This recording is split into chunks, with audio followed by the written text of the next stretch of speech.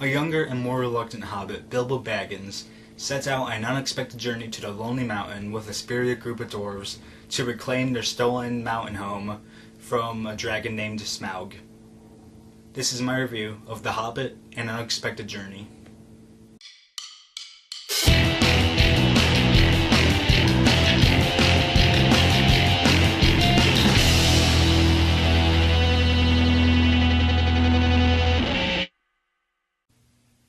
When I heard that The Hobbit was being made into a film, I was excited for it because even though I never read the Hobbit book, I knew that The Hobbit was going to be a prequel to the Lord of the Rings films. And before you get on my case saying that, well, John, the Hobbit isn't really a prequel to the Lord of the Rings because in the book universe, the Hobbit came before the Lord of the Rings came. But yeah, I agree with that, but it's like in the movie universe, it's like The Hobbit is the prequel since we got the Lord of the Rings films first. But anyway, so I heard that Guillermo del Toro, who made films like Hellboy, Pacific Rim, Pan's Labyrinth, was gonna direct the Hobbit trilogy, and well, I guess back then it was really just 2 films, but when I heard that I was like, oh, that's cool, different directing style from Peter Jackson's.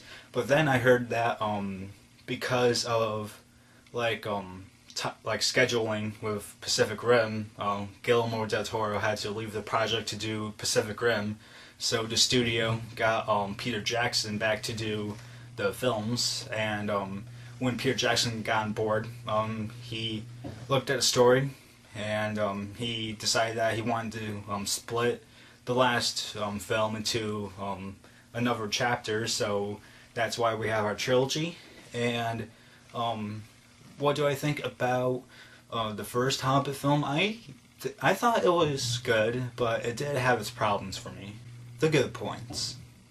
So I think the major good point about The Hobbit and An Unexpected Journey is that it had really good visuals, visual effects, costume design, production design, and makeup. Like, all those things combined, like, put us back in the Lord of the Rings universe, and it was like, oh yeah, I'm back in it now. Like, it felt like that. And I think that the directing helped with that as well from Peter Jackson, because he's worked on the Lord of the Rings trilogy, so he knows how to put people back into this like film universe. I also thought that the overall storytelling of this Hobbit film was good as well. Not as good as the Lord of the Rings films, which I'll get to later, but overall it was a really good start for this new trilogy. The other thing I like about The Hobbit is that it has stuff from the first Lord of the Rings films, like, as an Easter egg. Like, in the first Lord of the Rings film, Bilbo was telling the kids, like, about the story about how he got caught by these trolls, and about, like, his story of, like, what they were doing and everything, and we see that in this Hobbit, and it's like, oh, that's cool. You also have other stuff from the Lord of the Rings trilogy that are put in, like The Hobbit, like Gollum and the Ring of Power and everything, and I thought, like, those Easter eggs are good as well. But yeah, I think those things were in the book as well, and they weren't put there just to be there. I think they were in the book, from what I've been told. The bad points. The major bad point about this Hobbit film, in my opinion, is the tone of the movie. And I think it's because in the Lord of the Rings films, like, it had this, like, darker and more eerie tone to it, and it had, like, a more serious tone in that trilogy. But for this new trilogy to start, like, it just didn't have a really good tone to it, because the tone of this movie, even though it had its dark moments and its more serious moments at some points, it, like, overall, like, it had this childish tone to it or something, and like, you could see it, like, throughout the entire film, because there was just some stuff that was a little bit too ridiculous and a little bit like, really, you have to put that in there? It just felt like something that a kid would laugh about or would think it would be cool, but to like some other people, like, really? And this goes into another thing, which is the directing and the writing of the film. Now, I don't know what script Peter Jackson was given, but I think he wrote parts of the script as well. But I just don't know what he was thinking, putting some of the stuff in that he thought would be like really good in the film. But I think yeah, I just don't know like what he was thinking.